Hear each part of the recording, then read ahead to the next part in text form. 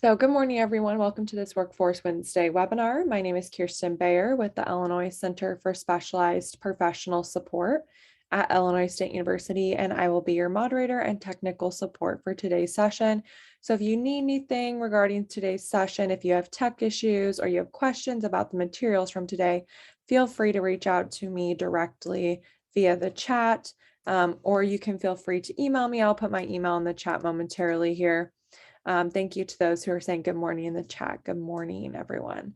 And so a couple of housekeeping things before we get started with today's presentation is about building a trauma-informed remote work culture. And this is a continuation, the very last session in our partnership with the Illinois Collaboration on Youth series that we've been doing over the last 6 or so weeks. So we've had quite a few sessions regarding trauma, and Jocelyn Vega and her team have been amazing as they've been presenting to all of us. If you've joined any of the past sessions, you know exactly who Jocelyn is and all about her. So we're excited to welcome her back this morning to present to us. As always, this is a Zoom webinar platform, so you do not have the ability to unmute yourselves, but we do. So there will be opportunities for you to raise your hand, and Jocelyn and I can unmute you if needed, if that opportunity warrants itself. I know Jocelyn has a lot of materials and resources to get through today, so we'll kind of keep it moving, but still give you that opportunity to converse and participate as well. And as always, you can participate in the chat or the Q&A function, and we will address any questions or comments or concerns you might have in those regards as well. We do have the live closed captioning on today for your accessibility or note-taking purposes. So feel free to turn that on the Zoom toolbar in the bottom of your screen. And then we also are recording today's session. The recording will be up on our Illinois Workforce Academy website, which I will put that in the chat momentarily here. And then we also will have that recording, the presentation materials from today, and a follow-up survey provided to you tomorrow morning, sent to all of your emails. So you'll have all of that material and the recording accessible to you at your fingertips. We ask that if you just have a couple minutes out of your workday to provide us some feedback, we would greatly appreciate that feedback if you take that survey. So I'm going to start us off with our Workforce Wednesday webinar polls that we do every Wednesday. Where are you joining us from this morning? We would love to know. So where's your local area? Put that poll up there. Another just kind of plug for that survey that we're going to give you, that follow-up survey. Feel free to take that. It's going to pop up right after you actually log off of this webinar as well. And I'll put it in the chat towards the end of Jocelyn's presentation. But again, if you just have a couple minutes out of your workday, we really appreciate that feedback. And we give that feedback to Jocelyn and her team so she can, take that feedback and run with it for future training. So I'm going to go ahead and end that poll. Looks like most of you are joining us from the Chicago or northern part of Illinois this morning, but a couple of you are really sprinkled across the state. So I'm joining you from Central Illinois. So welcome to all my fellow Central Illinoisans. Thank you for joining us this morning. I'm going to put up the next poll. Which partner do you best represent? So I'll go ahead and put that up there for everyone. I know Jocelyn is actually joining us from Mexico this morning. She is on vacation, and so we are all very jealous of her as she's in Mexico this morning. So I'll let her tell you guys all about that. Give it a couple more seconds here for this poll.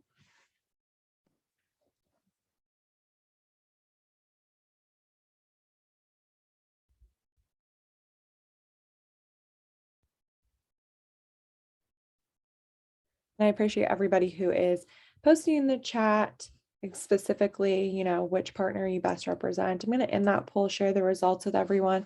Most of you are from Title I, but sprinkled across the partners and other WIOA stakeholders as well. So thank you for joining us this morning and participating in those polls. I know they can be a little redundant, but we always appreciate that feedback for our analytical purposes. So thank you so much for taking the time to do that. And with that being said, I'm going to hand it off to Jocelyn for her presentation, and I will be here if you need me. Feel free to reach out via the chat. Thanks, everyone. Thank you so much for kicking us off and getting us started. I love that I see so many familiar names at this point. I love how everyone's saying good morning to one another, and I could not miss out today. I had to join today's training and I wanted to deliver it, even though I am abroad right now, to really talk about this super important topic. Try saying this title 10 times, right? But building a trauma-informed remote work culture is something that each and every one of us have experienced, is navigating, have learned from, have maybe even experienced a lot of challenges. So when I'm coming to you today and the information I'm going to present, it's going to be a lot of different perspectives.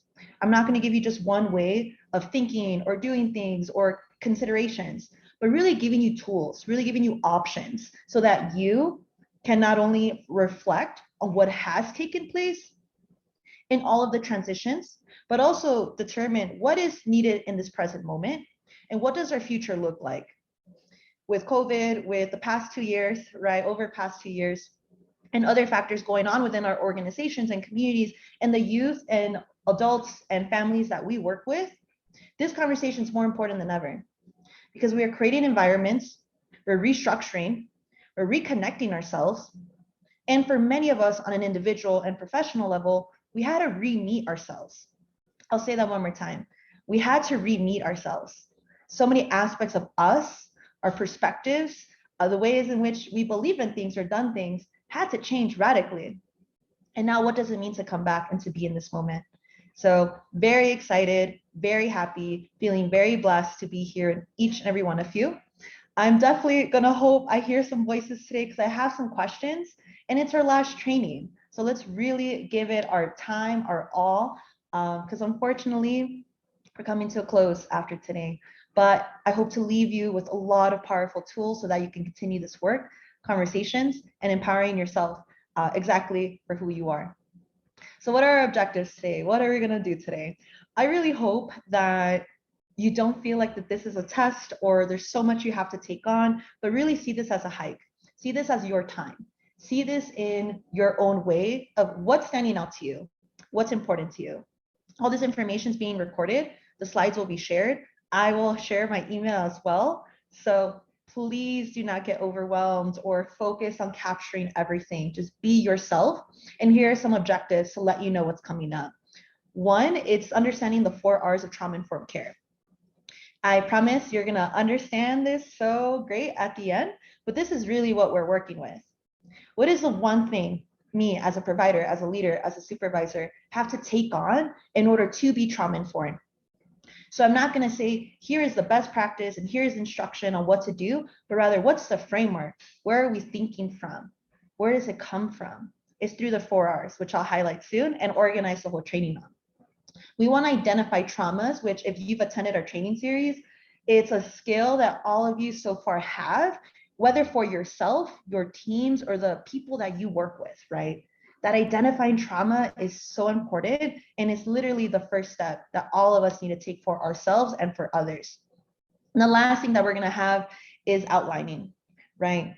How do I outline the trauma, the difficulties, the challenges in order to really take that next step as an organization, through practice, through procedures, right? We need to have this self-awareness and awareness to our environments so that truly we are responding and not re-traumatizing individuals through that base. So I'm going to highlight all of this, give you so much to work with, but this is the takeaways you'll have today. As you know by now, we love to have our self-care check just to drop in. It's Wednesday. I'm sure a lot of us had a lot going on. Some of us are probably surprised we're in April. So in this training, as I mentioned, really focus on yourself. You are the most important element to me as an individual, and I want to make sure that you're supported. So in the chat, if you're open and here for it, what's one thing you're going to do for yourself after today's training? How are you going to debrief? And I have someone raising their hand. So Michelle, I'm gonna let you go for it. You're unmuted. And thank you. Can you unmute, Michelle?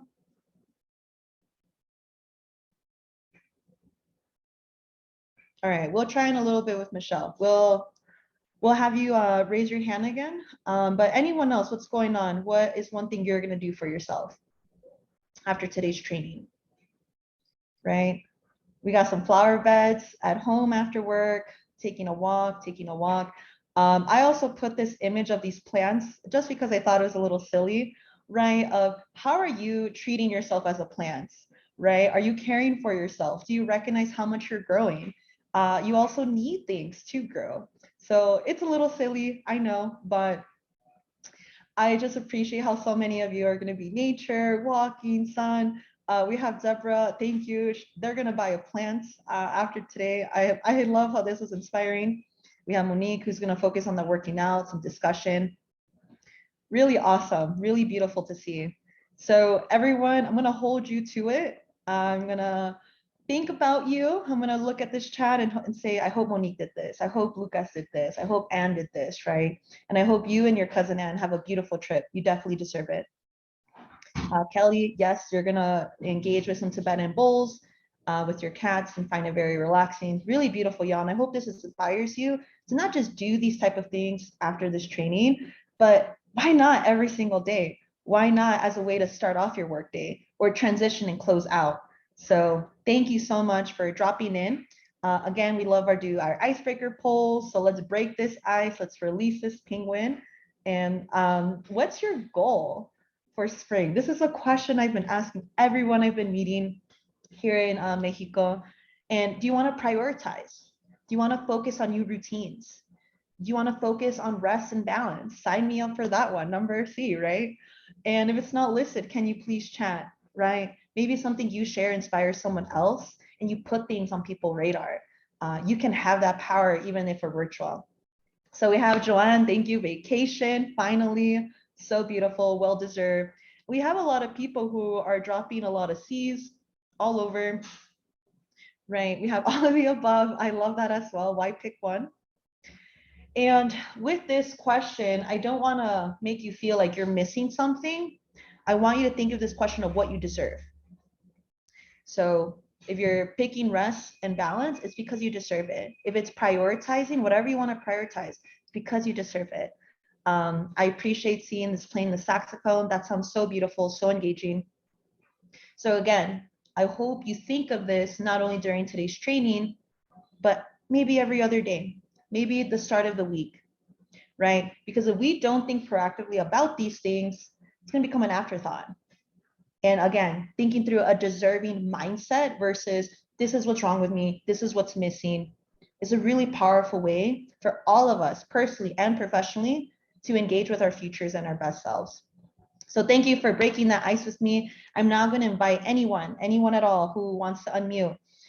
When it comes to working remotely or hybrid or, during COVID in the office, please unmute and share one of the following. What has been your favorite aspect or a challenge or something that you need? And even if you don't want to unmute and share with everyone else, what has this looked like for you? Scribble it, think about it, give it a thought, and I'll just take a step back in case anyone wants to share with a larger group. Use those vocal cords, as they say, and all you have to do is raise your hand and I'll unmute you. There's also the chat option as well, but taking that step back.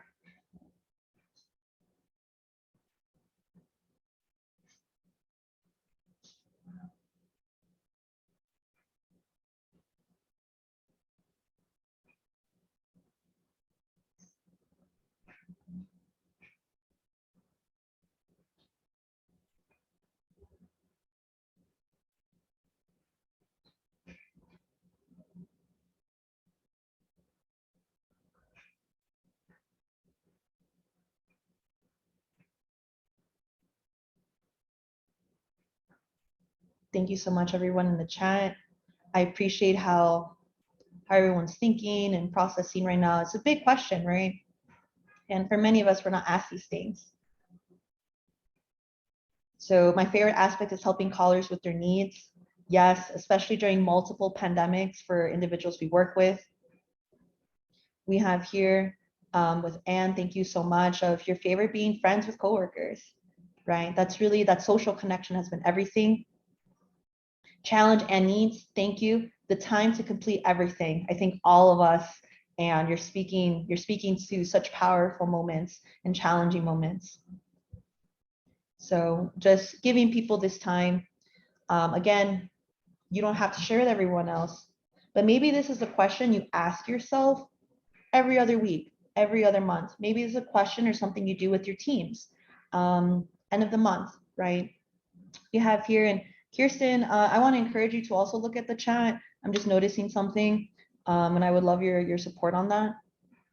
We have Lucas here, who's, the chance to innovate, that silver lining. Digital literacy, absolutely. Deficiency is leaving so many folks behind, and that impacts our work, right?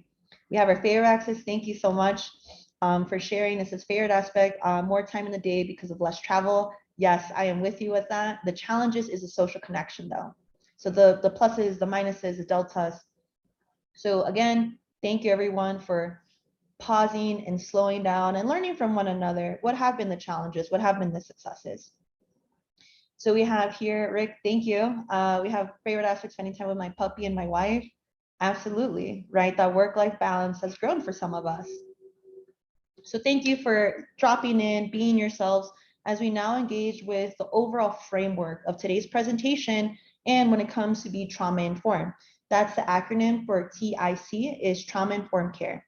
So I'm not going to spend too much time. However, if you have access to a printer or your good old notebook, or if you're an artist, really sketch these things out, right? When it comes to trauma-informed care, so many times when I work with organizations, leaders, direct staff, they're like, Jocelyn, tell me what to do. Tell me what it's like. Here are these scenarios. What would you do? And I love those questions, and I'm here for it because we learn more together. However, you being trauma-informed care and engaging in trauma-informed care is such an individualized, unique process, because each of us have experienced life, trauma, our work in such a unique way that if I tell you, say this, here's a script, it could help, right? It could give you some ideas. But what's truly trauma-informed is you being authentic and genuine with yourself, so that that individual who you're working with in that crisis, in that challenge, knows that you are being that, knows that you are truly being in that moment and engaging with them, instead of seeing them as a problem, instead of seeing them as something to fix, instead of seeing them in what process do I put them in so that we can be somewhere else. People are not processes, people are people. So how much of you are your own person at work? And that's why these 4 steps essentially is groundbreaking. It really is different from other types of practices, because the first one is realizing trauma, which we're going to highlight later on.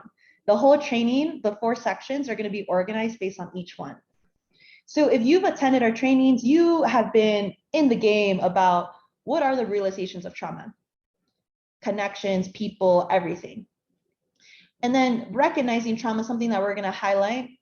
But what does this look like with the person, with the places, with the tasks, with the interactions that I've had, and really giving yourself that mental capacity to process, debrief, and reflect. Trauma does not come out of nowhere. It's in an environment. It's historical, it's generational. It's probably already come up with people you work with or yourself. So how does it show up? How does it live? How does it break down? What are the gaps? Really going to walk you through that in a minute. And when it comes to responding to trauma, I love this part. I'm not going to say too much, because it's the, what do we do now that I'm here? Now that this is happening, how do we actually engage? And please notice that our response is the 3rd step. When we live in a society and a professional culture, in the sense of, are you doing this? Is it happening? Let's jump into action. Let's make something happen. But when it comes to trauma-informed care, again, because it's about people, right? We're informing ourselves of the experiences that people have and working with that individual as exactly as who they are. There's some self-reflection you have to do. There's self-awareness. There's self-processing. In order for you really to work with that individual, how much have you worked with yourself, right? So we'll go into it soon. And then my favorite section is, as service providers, we can see the weight issues working in systems. We can see how things are always, falling apart in our field. And I've been there working in domestic violence, working in legal systems, working in various social services. We can feel so overwhelmed and defeated and sad. I'll say it, I've been there. But one of the biggest things and the most supportive things they can do in trauma is actually resist re-traumatizing this individual, which I'll highlight in a moment. But with that, people, it's not about undoing the trauma. It's about recognizing that person exactly who they are, seeing their personhood, and not escalating the trauma that they've experienced, right? So really appreciate you giving me this extra time to really walk through it. And when it comes to, being remote, working hybrid, or, just being alive right now as a human being during this pandemic and other things going on in the life, on some days we can feel like this, right? We can feel the weight of who am I, anymore. I don't know if people have experiences at work or personally. I've experienced this myself, and I just want to honor that a lot of us through our own ways have been at this hard moment. And I am so thankful that you are here today to engage in these conversations. So I have someone who is unmuting. I'm going to allow you to talk, and now that you can unmute. Greetings. You are unmuted, but we cannot hear you. I'm so sorry. I'm going to give you a few more seconds.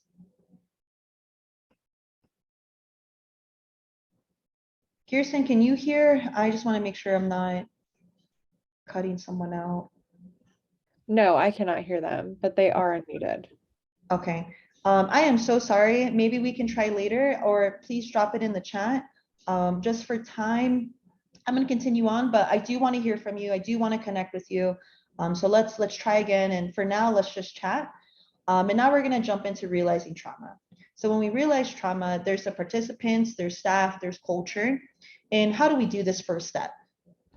So if you've attended our trainings, I am so sorry if that's becoming redundant at this point, but we might have some new people in the room, and I want to respect who's new. When it comes to trauma, there's many different types, there's many sources, there's many impacts, but we also have to recognize at this point, working remotely, doing the work with communities, experiencing this traumatic experience as well, we have to see it as complex. And when we see the complexity of trauma, there's a definition on the screen that you can check out, but it's the fact that this is more than one event. This is more than a few circumstances.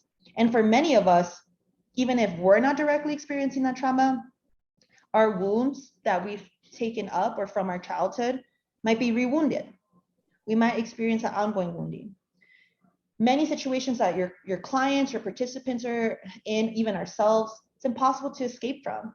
We can feel the weight of all these things, right? Some of them are physical, material things happening, but sometimes it's emotional. Sometimes it's our thoughts, our worries, our concerns.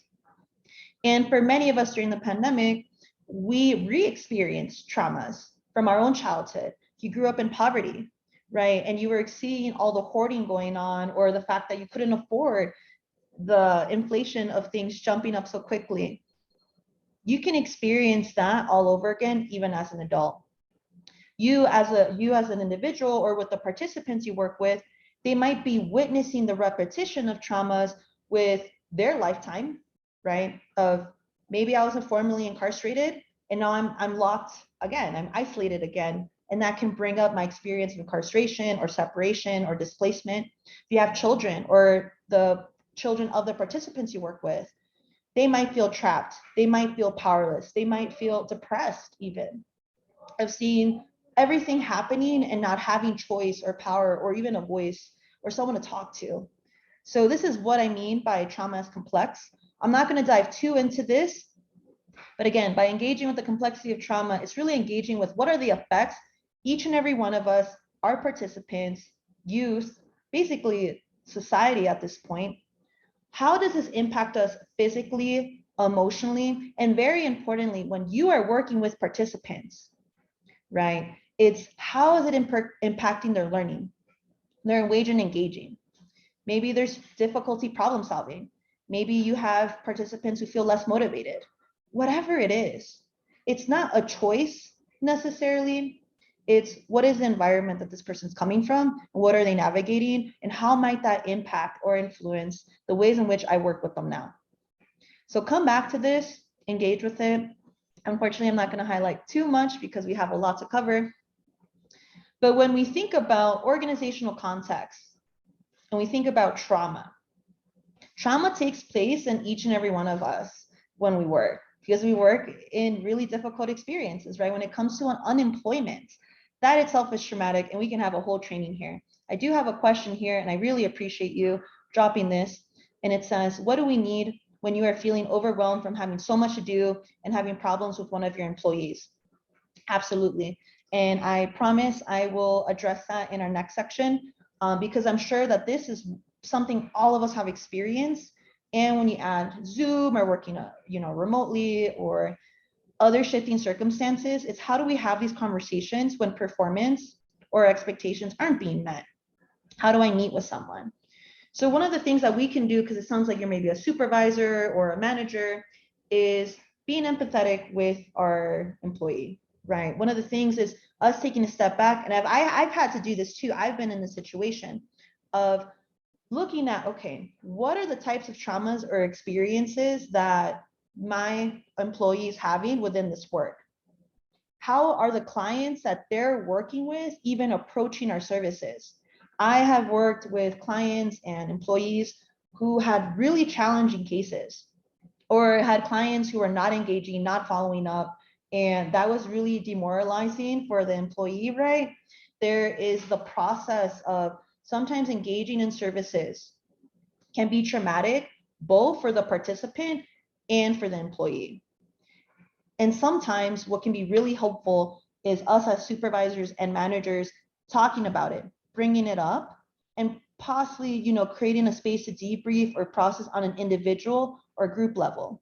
Sometimes giving people, again, going back really quickly, giving people the space, the recognition, the tools, or even the language as a supervisor manager can help people realize, hey, I'm experiencing trauma, I'm experiencing the effects, and it's happening in my workplace, it's happening here. I'm not sure if that's necessarily the situation, but I've had to do that a few times, and not, point people out and I'm noticing this about you, I'm noticing this about, your performance, versus this is what's going on within our organization. This is what I'm noticing with the cases that have been coming up with how people are approaching the services, the sources of trauma within our work. Maybe it's been a really hard week with, not placing people in successful employments, or people losing their employment, right? Whatever the reason is. And also as an organization, it's very powerful when we take, again, that empathetic approach to saying, what is the result of stresses at our job?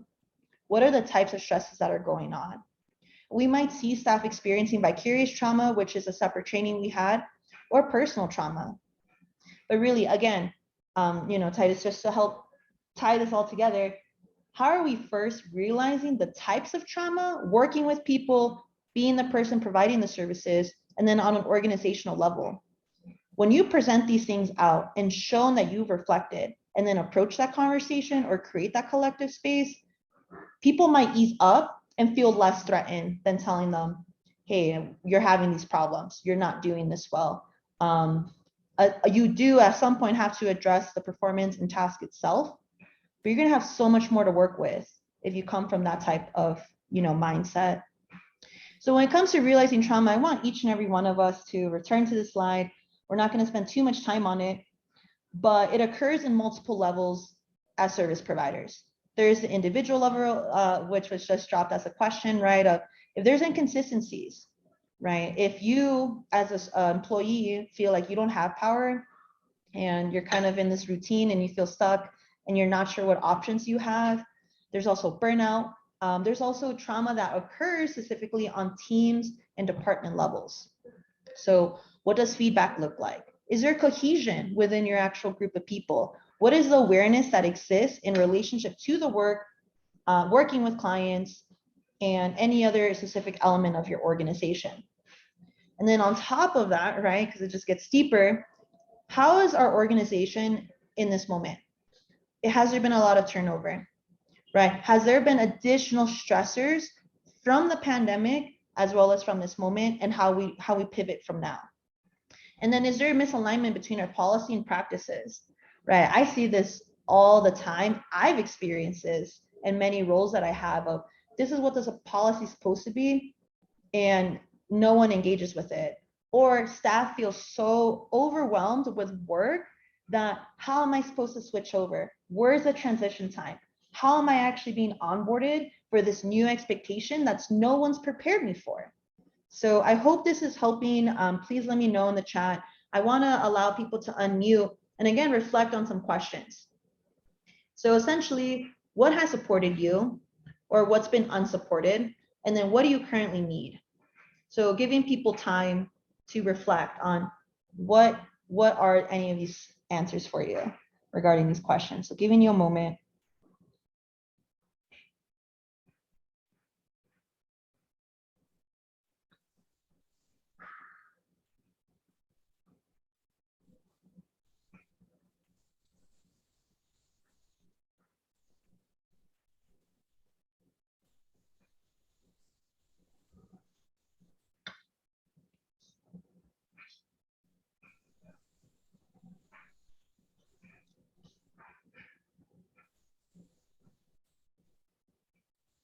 Thank you so much. The lack of communication, right, can negatively affect your ability to do your job. Absolutely. I find communication to be a bloodline within teams and within organization. And when we don't engage in communication, how we communicate our preferences, it can really lead to some destructive, non-helpful or unhealthy types of behaviors, right? And yes, relationship building too, exactly. Those go hand in hand. We have you, Carol. Thank you so much. What has supported me is my team that I work with. Even if I had a bad day, my team encourages me. Absolutely. People who see the best in you, people who see you put in the time, right? It's so encouraging, right? Instead of saying what's wrong with you, or, you know, what's your problem, or you just need to get over it. Sometimes being seen within that challenge helps you really meet that challenge and find value in yourself. Through thorough and proper training, onboarding has been key to a healthy team. Absolutely, I am behind you on that. I just want to throw out a tip out there for everyone as we approach new things, new tasks, projects, work expectations, but treat everything like you're onboarding a human being on your team. Literally, like, who is this? What does it look like? What do you need? This is how we do things here. How are we going to approach it? When you onboard your projects or different expectations like people, it can help sustain that healthy team. Building helpful and healthy tools for your organization. We have here the encouraging team member, how that person's everything. So again, really appreciate each and every one of you reflecting, engaging, as we now highlight the next section, right, of how do we recognize the trauma taking place specifically within our orgs, and how do we do this moving forward. And then thank you, Kathy, for saying working from home feels isolated, right? You miss the team interactions. I just appreciate that comment, because it's going to highlight this comic that I'm going to show in this moment, right? I'm not going to give you my thoughts on it, but it's about realizing the toll of trauma. And over time, right, we can be super productive. We can keep our work coming up, but internally within our hearts, our minds, our emotions, how are we actually feeling? What can it actually be like? So just giving a moment for people to look at the comic. Thank you so much for your time. If there's any thoughts or reactions, feel free to chat. Feel free to unmute. But again, validating you as a person, that this has been so much, and there's still a lot that we're balancing and navigating. So when it comes to recognizing trauma, again, this is the second step. We're not responding, we're not acting, we're not jumping to solutions. We're really dropping into what is taking place right here. What is coming up with individually with the person that I'm working with. And for me, I'll just give you a brief example. But when I was working with survivors of violence, various different jobs, even though I was doing the same thing, engaging in the same task, same system, same processes, I really had to encourage myself and build routines so that I wouldn't see things as the same. So I wouldn't compare people as, well, this is what I did for so-and-so, this is what I can do for you. I really had to recognize the ways in which I had to keep my eyes open. I had to clean my ears. I had to debrief with myself. Because once the lines start getting blurred, once we start, getting so driven and repeating ourselves in the routines, the expectations, we can overlook people. And when we consider trauma and the experiences that people have had, we have to slow down. We have to engage with ourselves. This is also with our team members. Sometimes we take people for granted. Sometimes we get issues or challenges with the individuals who we're working with. And how much are you recognizing what's going on? What might be showing up? Not making assumptions, withholding judgments, right? So again, just giving you kind of that quick introduction to why recognizing is important. Kelly, I love your statement. I'm not sure if you want to unmute, but I would love to hear from you or in the chat, why? Why is it so important? What has that meant for you? But again, no pressure if you're good.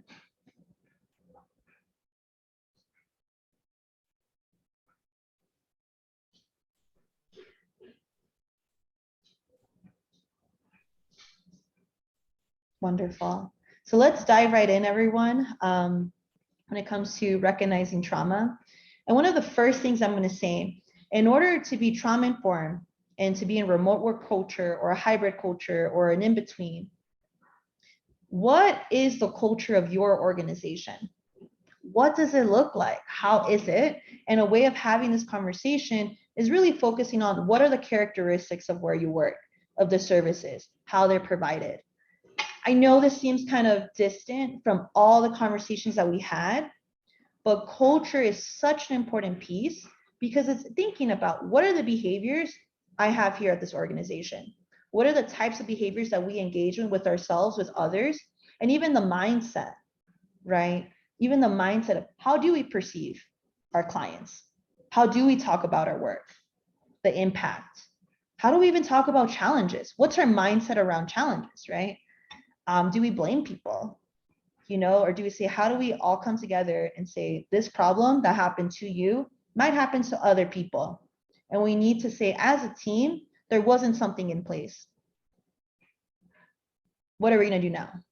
Very different mindset than you messed up. Why are you doing this? Why don't you know this, right? That's a mindset. When it comes to also culture, what is actually shared with the organization? Sometimes, I've been there. Direct services can feel kind of isolated, right? You work with the people, we do the other stuff. And it's so important for us as an organization to decide, are our values shared across? What are the supports that exist? How do we recognize the experiences that other coworkers have that I don't have? And these other ones I'm not going to highlight. I just want to check in if there's any questions or thoughts about this. But in order to be trauma informed, we got to look at how are we actually engaging with one another? What are the expectations? What are the values? How do we deal with conflict, with differences, with power?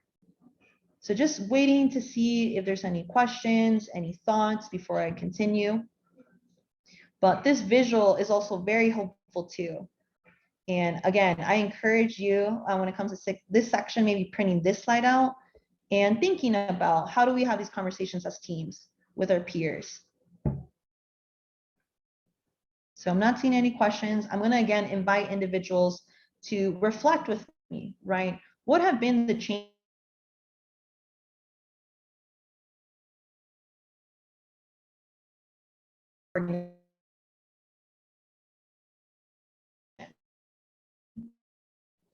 Often people ask me, one of the most important, the second one of recognizing is truly naming the change.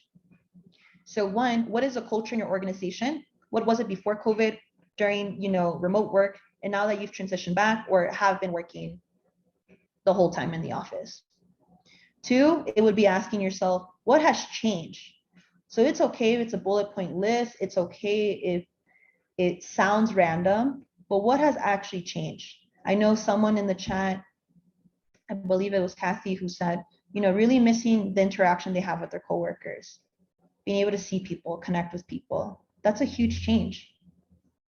So again, giving people this moment, if you want to unmute or drop in the chat, I'd love to hear from you. And then this last question here kind of ties together all the conversations we've had. What have you actually witnessed as a cultural shift? The things how you used to do are now different or aren't the same. Things have been lost, things that we've grieved over, maybe people who've left the organization. And then having that honest conversation with yourself or with your teams of how it's actually impacted you, impacted the work. So again, giving people a moment to reflect, to engage.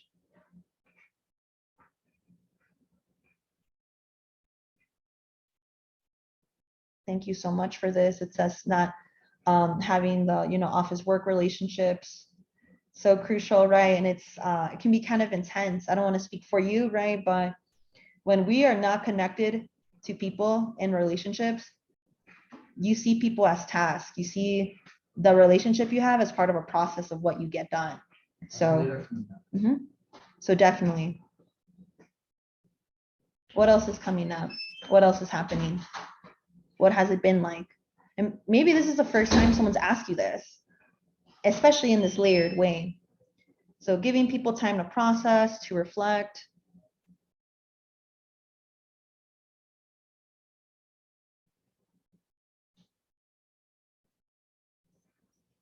Really beautiful.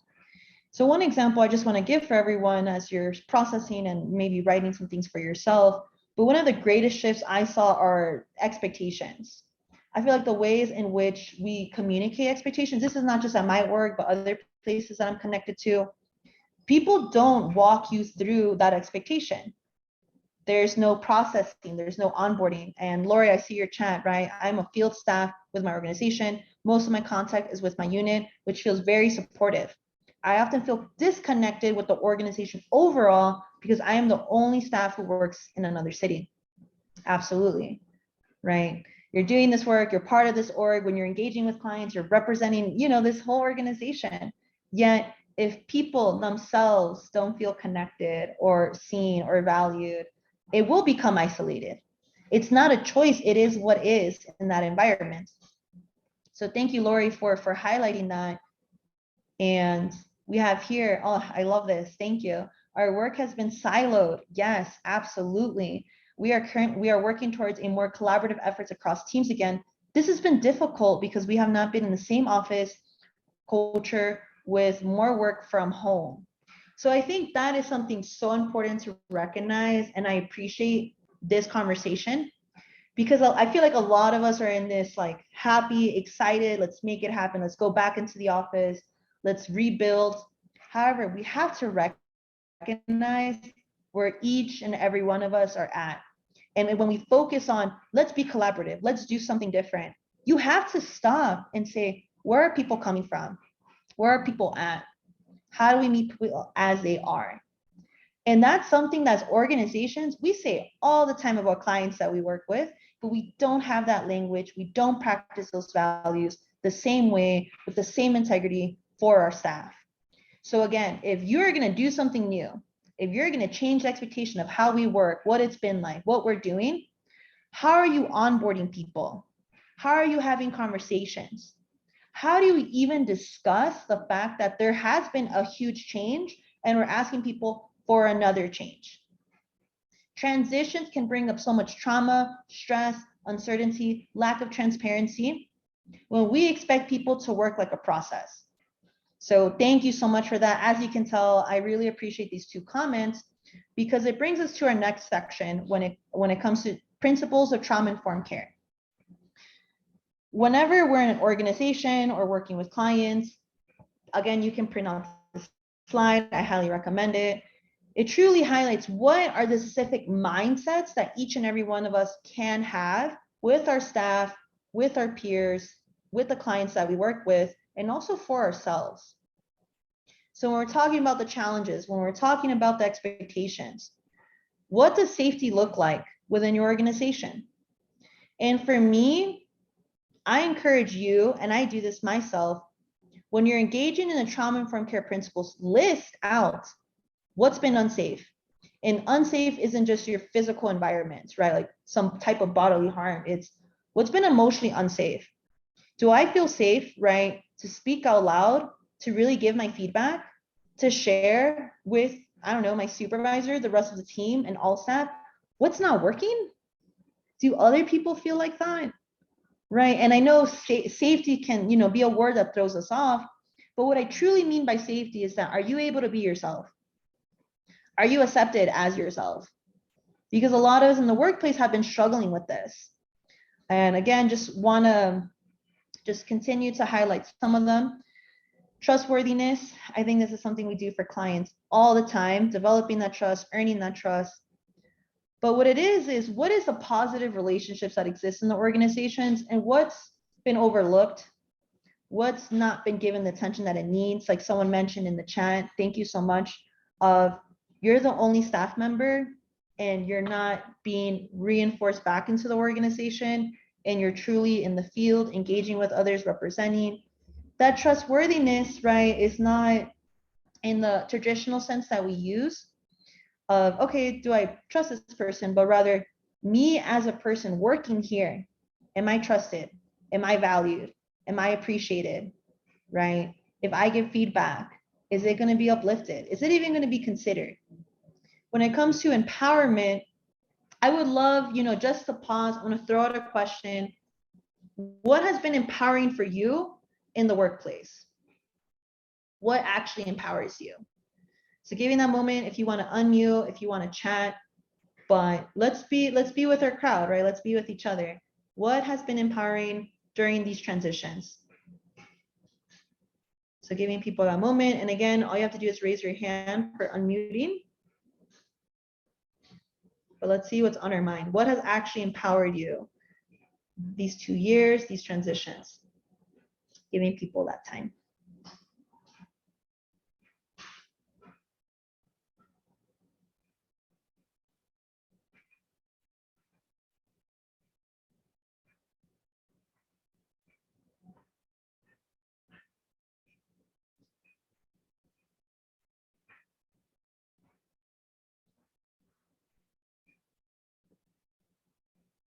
Wonderful. I'm going to allow people to keep typing. I'm going to wait to see if anyone wants to mute. I'm just going to let you go for it. But I just want to highlight these other principles meanwhile. So when it comes to collaboration, because that's something that I've seen throughout today's chat, but the collaboration is so important. I think how we talk about collaboration is not always collaboration.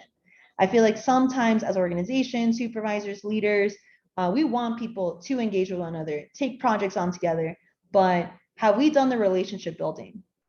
Do we recognize the culture of each team and how they work and how work has been done within each group?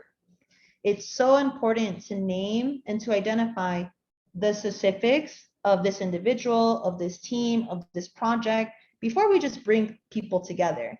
One thing I really appreciate, from my supervision and from other people who supervise me, but is that if we're going to collaborate, let's address and think through, why haven't we collaborated in the past? What are our limitations? What are the barriers, right? What pre-work do we need to have in setting up this expectation? Collaboration can be really great, and it's definitely something that we should build and seek. However, when we do not lay out the framework, for example, of safety, of trustworthiness, of ways in which how we're actually going to empower people to collaborate, it's going to feel very dysfunctional. It's going to feel very forced. There might be even some conflict. And even something really simple as, if we're going to collaborate for this project, before we even start, how do people like to communicate? How does each team engage in feedback? Have the two supervisors really thought through, what is the experience my team is going to have versus what is a deliverable or final outcome?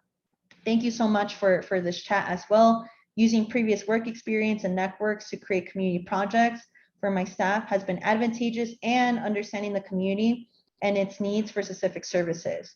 Absolutely. So that's a powerful example of empowerment and how it truly exists from that individual, team, department, as well as an organizational scale, and how that internal empowerment allows and continues the empowerment of the actual communities. Without internally empowering your team as individuals, as an organization, the inconsistencies are going to grow. It's going to be hard to connect with organizations, communities, especially when they're experiencing crisis, if you don't have that backbone for yourself, if you don't have that foundation. So thank you so much, Catalina, for highlighting this. If you want to unmute, I would love to hear from you what that process was like, but no pressure.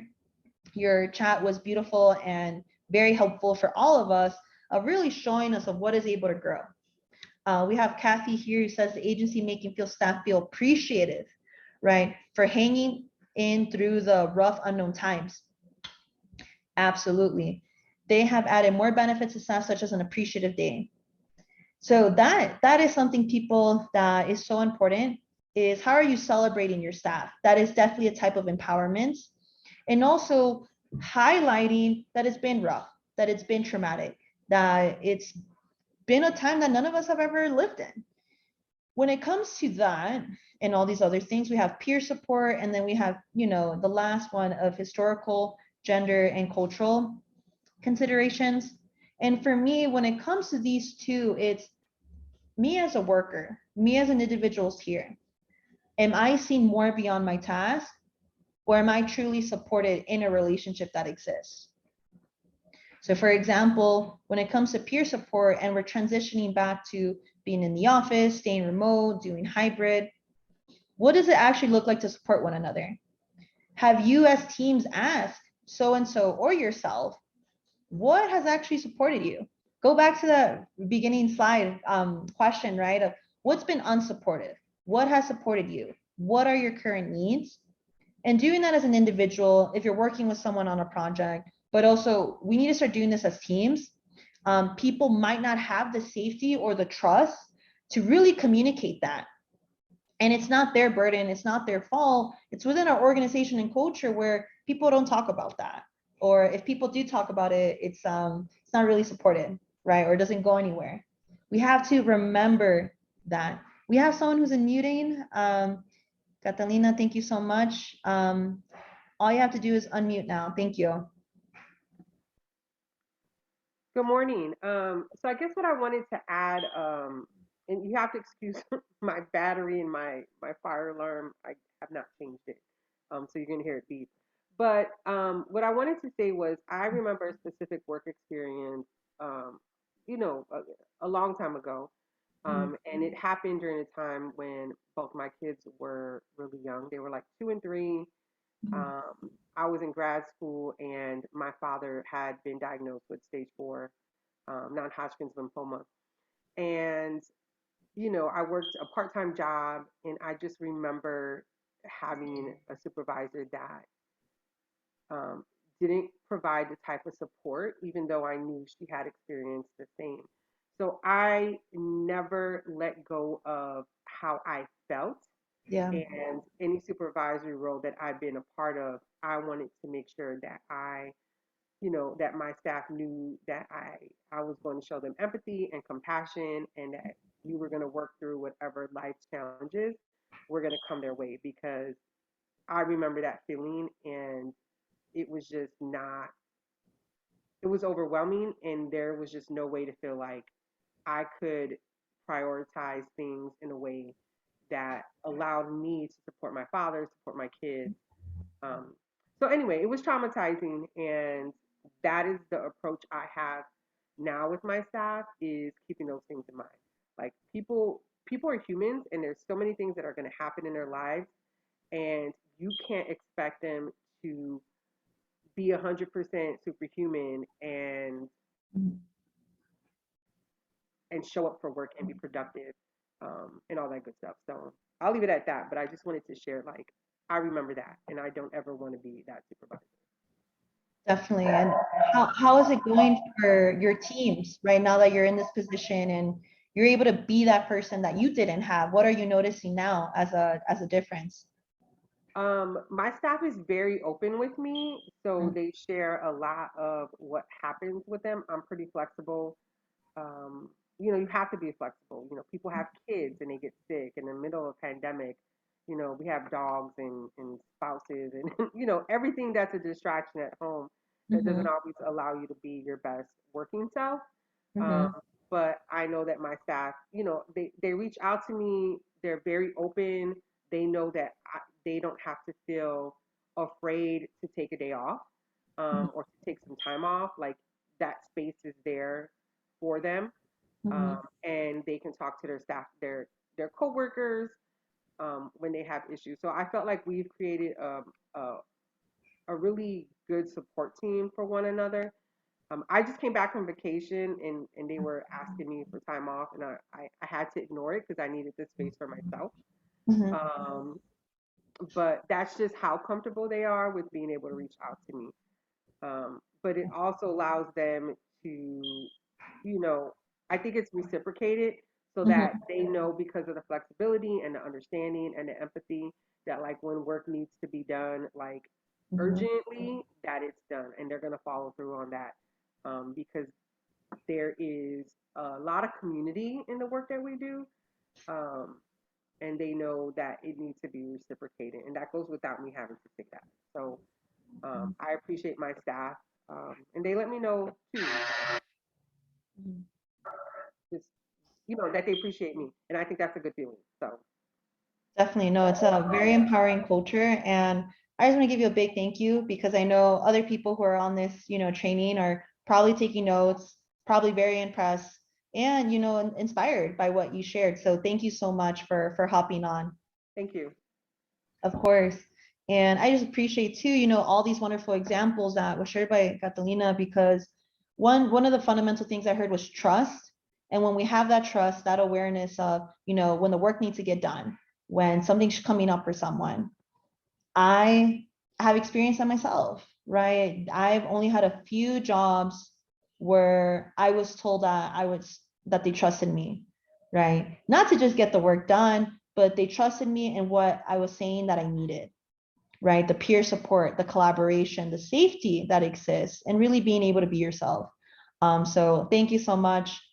And just to help all of us put this in practice, the Catalina really walked us through a lot of powering examples. But what is the foundation for vulnerability? What's the culture in your organization or your team? Right? Are people able to truly express themselves, or does it come off as complaining? As a supervisor manager, if you're struggling with this, go back to the first R of realizing trauma and say, okay, maybe I'm not prepared or open, for whatever reasons that's valid, to just allow staff to kind of share and just kind of go for it. Maybe you as a supervisor, manager, and organization can say, hey, this is what I'm noticing as stressors, as traumatic moments within our job. This is what I'm seeing. This is what I think some things that we can try. And how do we connect it back to people?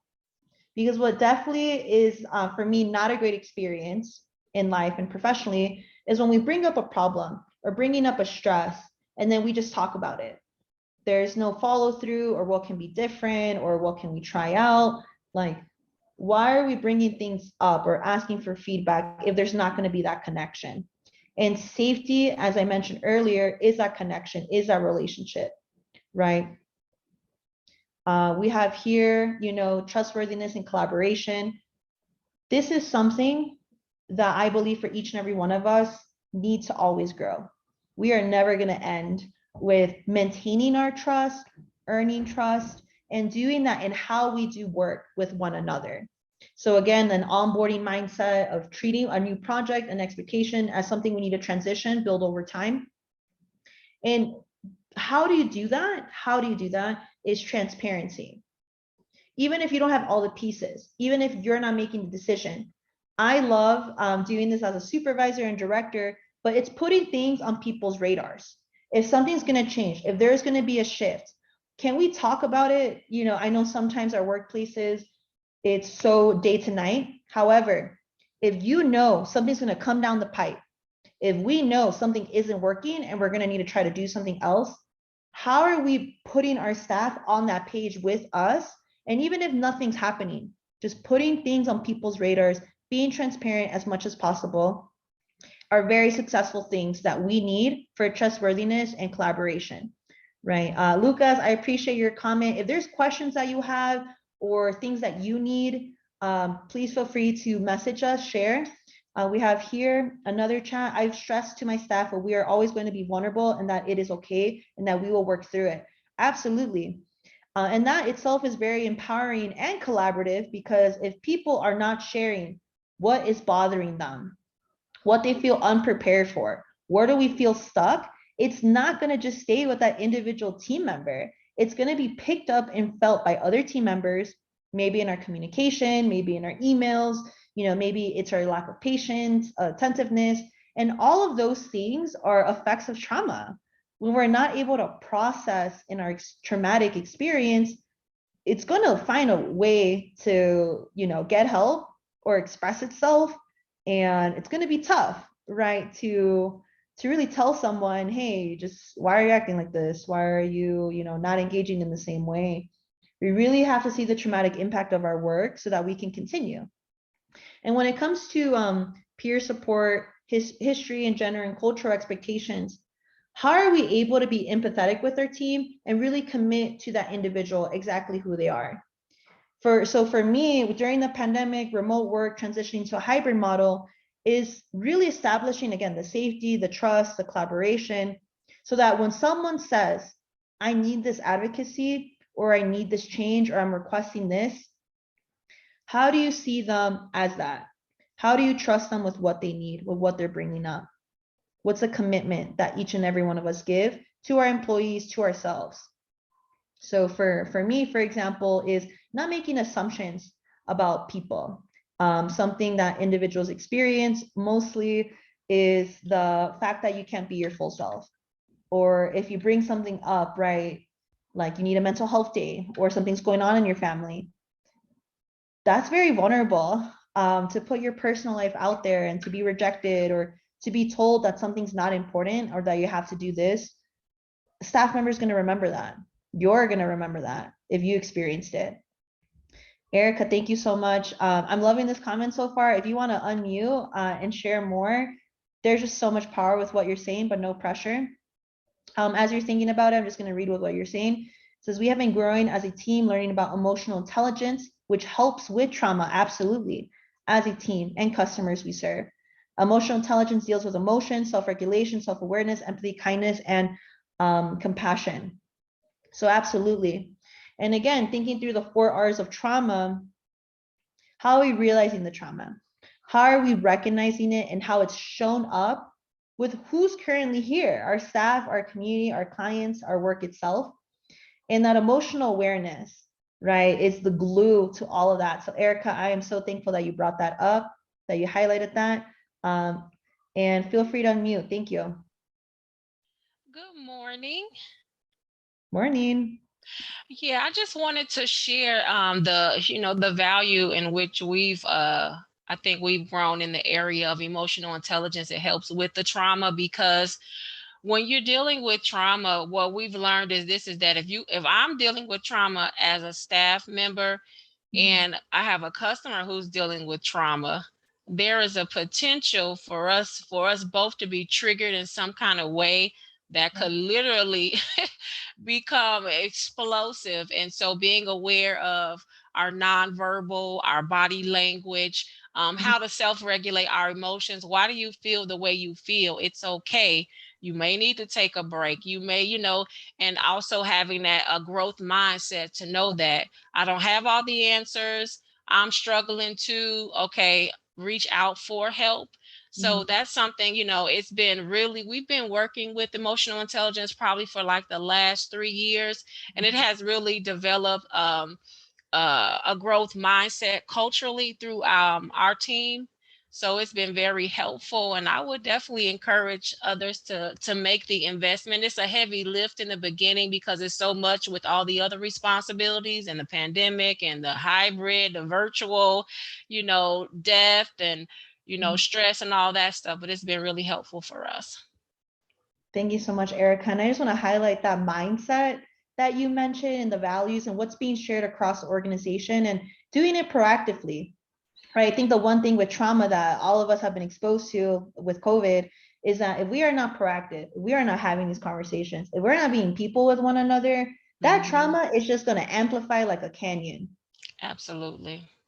No, really powerful, Erica, and thank you so much for hopping on. Thank you. Of course. And, everyone, I just want to highlight that, Erica mentioning that this has been a long process, right? 3 years collectively doing it, engaging with everyone. And it takes time to see the results. It takes time to notice these things. However, it does have a cultural shift, but culture is built, it's honored, it's carried, and then it becomes your environment over time. I hope I got that right, Erica. Yes.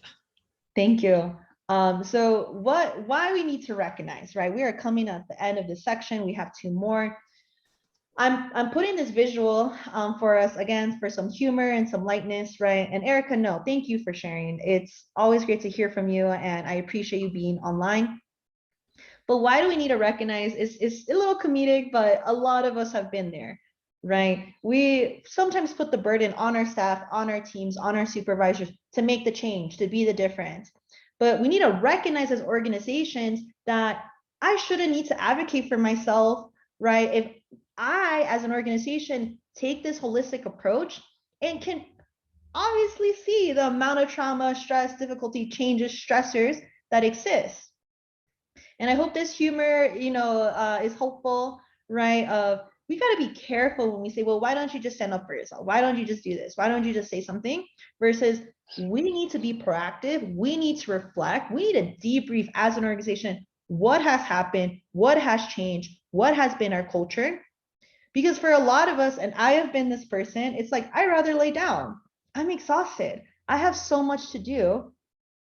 I need the organization, I need the culture to take these approaches so that me as an employee, me as a staff member, I can have that trust. I can have that safety. I can actually feel empowered in what I'm going to say or what's going to be helpful for me, right? So I hope this comedy is helpful and all right, but many of our staff, including ourselves, have been here. So now we're coming towards the end, and I'm going to highlight some things as an organization, as an individuals that we can do. This section is going to be a lot of information. I'm only going to highlight a few things because it's so unique to everyone. But when it comes to trauma-informed care and the organizations that we have to recognize and respond to, as an organization, where are we at culturally? Are we reacting to trauma and that's how we know about trauma? Or are we trauma-informed? Right? Are there things that we do to resist re-traumatization of others? How we recognize how trauma is social, it's cultural, it's unique to each individual. Do we recognize it affects, right? And recognizing it beyond saying that this is a problem or asking people for feedback, but really training people, working with people of what trauma has looked like and allowing that space to debrief. And then the one thing that really makes trauma reactive and trauma informed unique is as an organization, as a team, as a supervisor, we are responding to trauma, how it's coming up holistically by looking at our practices. And if we need to shift something, we are engaging with people who are doing that work so that we are doing what's best for them. This last part here is as an organization, right? Are we healing? Are we willing to engage with that? Are we reflective? Are we building relationships in conflict? To use Erica's word about growth mindset, that's crucial. I saw Erica, you unmuted, so I'm gonna let you go for it.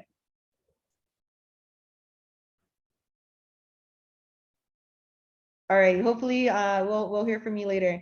But one thing that's very unique about a healing organization is that there is an equitable and inclusion lens. We are being flexible and adaptable, right? Not getting stuck in that trauma.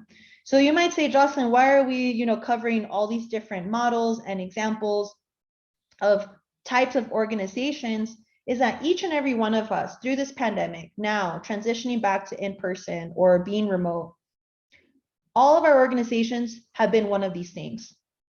And it's the same roof, right? We have been trauma-informed in some areas. We have been trauma-reactive because we didn't have a choice. None of us had a choice during the start of the pandemic, when things were shut down, when we didn't know what was even going to happen in 3 months. We were only reactive, right? Things were rigid. We were fear-driven. Some of us and our staff, even till this day, are still numb from that. And there are some elements in our teams, right, or in our large organization where we are reflective, where we are trying to collaborate, where we're having difficult conversations. So when it comes to trauma-informed care, yes, there are things you can do as an individual, but where is your organization at with certain processes, policies, and practices for staff as well as our community members? So just to give you more specifics of what this looks like, when we are reacting to trauma as an organization, right, we are impacted by stress, right? We are in that like initial traumatic moment, right? We're trying to develop solutions to our services, trauma is being induced, right? We're constantly putting out the fires. That is something we say all the time, right? Maybe there's lack of support for our staff when it comes to that trauma exposure. Trauma is going to change over time, and are we being adapted to it? Are we facing new circumstances, right, of the awareness of trauma or the impact of it? And if you're taking notes, come back to the slide and write down, what are the areas in our organization where we are reactive to trauma, where we feel unprepared, where this is our reality? So again, to bring back a visual from earlier, I encourage you to say, what as an organization is an individual, team, department, or organizational lens when we react to trauma? Maybe on an organizational lens, we ask for feedback, but we actually don't come back to people to implement things, right? Maybe we have a conversation and it goes nowhere. When it comes to our teams and department, I think one of the greatest things is, what are we lacking? What is missing? What is not taking place? What's been harmful? Maybe it's communication. Maybe when crisis happens, we, go into that fire mode. How do we put this out? And we can overlook people, we can overlook processes. Maybe we become very demanding because literally, if we don't do this, who else will? And that's really honorable. However, being in an organization and being in the team, if we do not have that communication, if we don't have the expectations of who's supposed to communicate, what types of communication are available, we don't train people, build that culture, we're going to be traumatizing one another in our teams. We might even have conflict over time with ourselves in this work if we don't have our own foundation as a team, right? And it's so important to react to trauma, right? Like, it's definitely a step up from like ignoring it or blaming the client. However, there is still a responsibility and an awareness that we need to have when we're initially responding to trauma or reacting to trauma. So when it comes to trauma-informed organization, right, this is something we talked a lot with the trauma-informed care principles. What does it look like? It's really having that shared language across staff, whether you're the receptionist or whether you're our security guard, those front-facing people, and they're not doing the services, they're not, providing the work, quote unquote, but they're the first point of contact. So even if people aren't engaging with the individuals directly, how are we defining and sustaining trauma-informed care?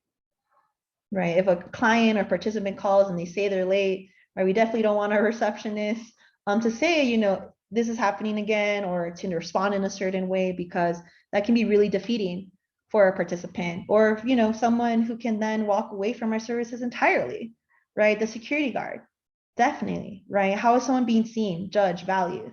That requires a trauma-informed lens. The other things I want to highlight here is, what is the understanding we have of trauma at this organization? It's more than our participants are unemployed and they're trying to get a job. It's poverty, unemployment is traumatic. This might impact some of the behaviors or how people engage or show up to our services, to our door. Recognizing that trauma impacts everyone and the circumstances of how we do the work and where is the work based from. And here, I think a huge thing when it comes to remote work, being hybrid, everything is, what are our practices that we have that engage in safety, collaboration, right? Cultural differences or gender differences, right? When it comes to disagreements or when there are challenges. We do this all the time for clients, but I would say a lot of places I worked with and organizations I collaborate with now, we don't have that. We don't have the safety or the forms that we can engage in disagreements. So here are, again, some examples. I'm not going to highlight too many, but if you come back to these slides, you're going to notice the examples change, and it's the same type of examples. So let's look at, here with departments and teams. When we're looking at points of conflict, that is increasing the awareness that we have with our organizations.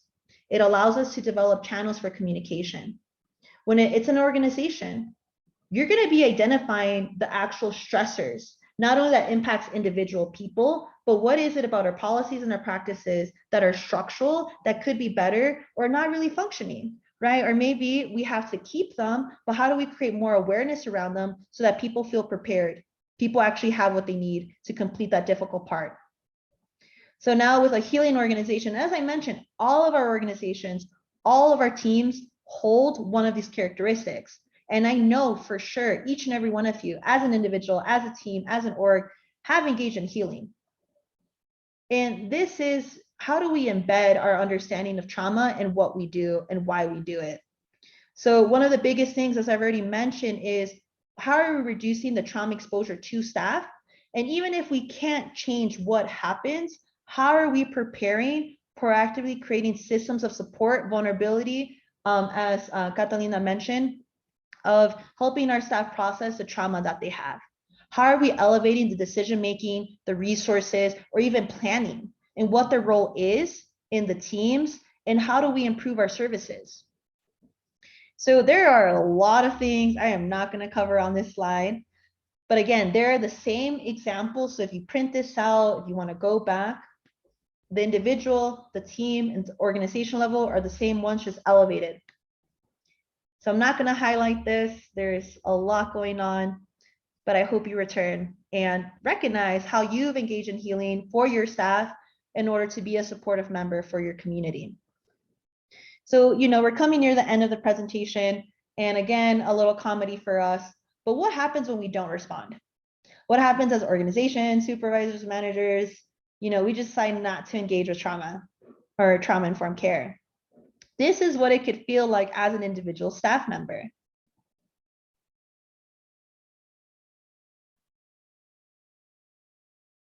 Right, I know it's silly, but I'm sure many of us have experienced this or have seen this. And again, just giving a moment if anyone has a reaction or want to reflect. But responding to trauma is not, you know, it can be a big lift, as Erica mentioned. However, it's already present, it's already here, it's already impacting people. And when we don't engage, we can come off as this image for our teams, for even the community members as well. So now we're at the end. Please start dropping any questions or things that I can clarify. I hope you're doing well in this presentation. But this is one of the most important elements to me when it comes to being trauma informed. And we get here after realizing that trauma, recognizing its uniqueness and how it lives within our orgs, and as well as that response, right? How are we responding as organization so that we are informing and allowing individuals to be trauma informed? And thank you, Ryan. I really appreciate this. So sometimes you need to look from the outside to see the real picture. Absolutely. So if you're that leader, if you're that manager, if you're that supervisor, are you responding to trauma just from your perspective? Or are you bringing things to the table? Are you willing to say what's not working? What areas need to be improved? And for me as a director, that's something that I do constantly, because if I am making just decisions for myself and what I think is best, and I'm overlooking the people who actually do the work, my policy, my expectation, my new rule is not going to be picked up as a behavior, as something that people can actually trust moving forward. It's just going to be words. So that's why culture, that safety, that trustworthiness, all the other principles really helps over time. As Erica mentioned, it's been 3 years at her organization. Really build that culture, really build those behaviors. Here we have I have someone who's saying like, this has been great, fantastic job. You made it very easy to understand, comprehend where you're communicating. Thank you so much. It's also a reflection of your group. We truly have amazing people who are engaging, and it's been an honor. So this last part of resisting traumatization, I would say, stands out to us at the end, right? We're aware of trauma, we're responding to trauma. Unfortunately, we can't undo trauma, but what we can do is not elevate it in staff and clients. So I have a poll here if people want to quickly drop in. How did your organization operate, you know, from or during 2020? Were y'all trauma reactive, trauma informed, a healing organization? If you want to put all above, that's definitely an option. And I would say for me, my organization, we were reactive. We were just trying to understand what was going on. There's a lot going on. We have here, Erica, thank you for your chat. In our weekly team meeting, we pose this question: what's working? What's not working? Absolutely. Everyone is part of the team and add value in some way. If one team member is effective, we all are, whether we want to admit to it or not. So really powerful, Erica. And, I think that's a reflection of being trauma informed, as well as, if you want, being a healing organization. We have someone else who clicked A. Thank you for that. So I have one more. It's similar but different. But now that all of us, to some extent, have transitioned or experiencing other types, from remote to hybrid to other structures, what are you experiencing right now? Right? It's been 2 years since 2020. So are you being reactive, trauma-informed, healing? Is it a mix of all of them? Right now, where are we at? I would say for many organizations that I'm working with, they are trying to be healing. They're doing their best. However, staff, what they remember is the trauma reactive part. They're remembering that, even though it's been 2 years ago. It's really hard for them to see the organization being healing when those initial reactions to trauma haven't been addressed or resolved. So we have here, thank you so much. Holding people accountable is challenging, and the way you communicate what is needed from your staff can be done without devaluing their work. Exactly. I would say that's a comment of, if you're a supervisor, manager, a staff member, whoever you are, how are we holding accountability? How are we recognizing what is challenging within our organizations? And how do we do it in a way that doesn't devalue that individual or yourself during that process? So again, thank you, everyone. And I just want to, again, throw in a little comedic moment of what's at risk if we don't resist re-traumatizing our staff, our community members, ourselves during transitions.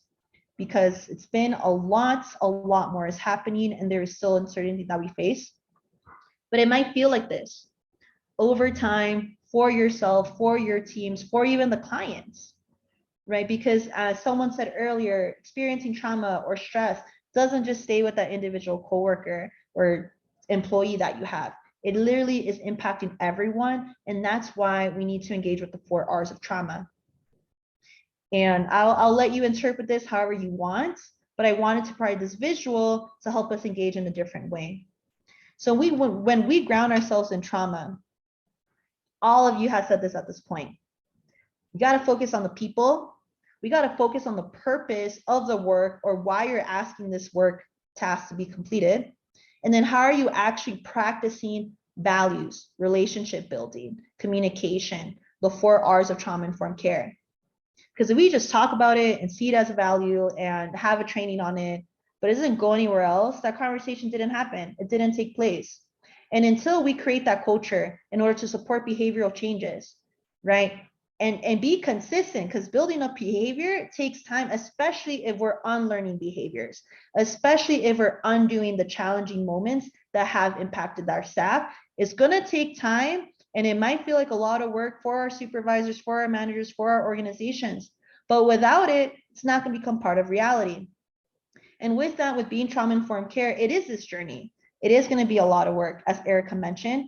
However, it's working towards a difference that will support more individuals than working within conflict, working within, the sense of disparity of ourselves, of the work, of our emotional well-being.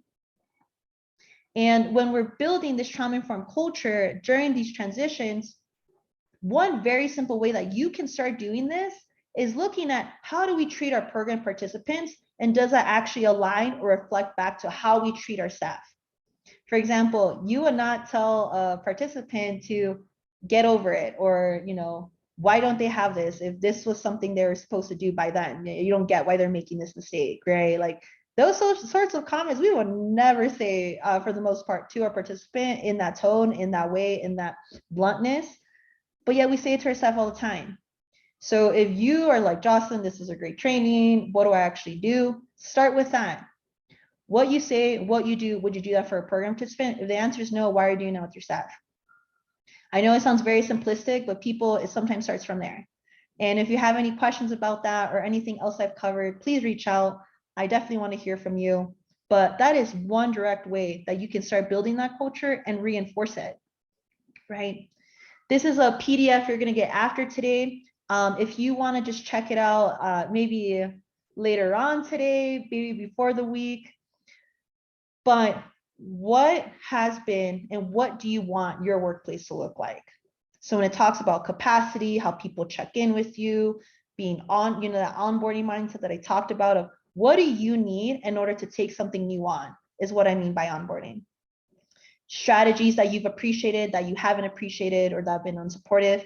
What routines do you need that are missing? As well, what are things you want to have on your radar? What are things that you would appreciate knowing in advance when it comes to changes, transitions, expectations? And all of this, because it comes to trauma-informed care, is that growth mindset, as Erica mentioned, and doing that within our work and working for ourselves at that point. So this is the last slide that I have. And really, when it comes to the 4 R's of trauma-informed care, when it comes to being trauma-informed, it is the environment of our workplace, not individual people practicing it to the bone. I hope that this has been very helpful. There is a video that I had. I'm just gonna share with everyone afterwards, just because we have 3 minutes left. But I really appreciate your time. I hope you check out this video. And Kirsten, I'll turn it over to you. And if anyone has questions, feel free to drop them in, but thank you so much. Awesome. Great. Thank you so much, Jocelyn. We're so happy that you could do this last training with us and do this whole series with us, really. And we are just so grateful for these trainings, excuse me. And so I am going to just a couple of housekeeping items as we close out. We just want to thank Jocelyn and her team. They have been great. This was the last session in this series. So we do not have any more trauma series sessions scheduled as of right now. You can access all of the trauma series sessions, including today's, right here on this link. I just put it in the chat. That link will be in your follow-up email tomorrow as well. The recording from today isn't on there yet, but it will be momentarily. We usually allow about 48 hours to get that recording up. And the presentation materials will be up there as well. Jocelyn's going to provide me those with the video and everything. So you'll have everything accessible to you at your fingertips in that follow-up email. And then we do have a follow-up survey. I'll put that in the chat momentarily as well, but it should pop up whenever you log out of the webinar today as well. And if you have a couple minutes out of your work time, we would greatly appreciate just your feedback. So I'll put that as well. And you can reach out to me via email. Here's my email again. If you have any follow-up questions for Jocelyn or her team, or just regarding Workforce Wednesday webinars at all. So I think that is all we have. Jocelyn, any final closing remarks? I would just say that it's been a tremendous honor to connect with you, to recognize so many names at this point. And I would say if you have any questions at all, reach out to me. Let's have a conversation. I have a team that you can also connect with. But when it comes to being trauma-informed, whether this training or any other that you've attended, just don't overlook or undermine the impact you've had, and that every day you are contributing to someone's well-being. And we need to hear that as leaders, as supervisors, as direct staff. And I just want to share that with each and every one of you. And thank you so much, Kirsten, to the team, to everyone. Thank you, everyone. Have a great rest of your Wednesday.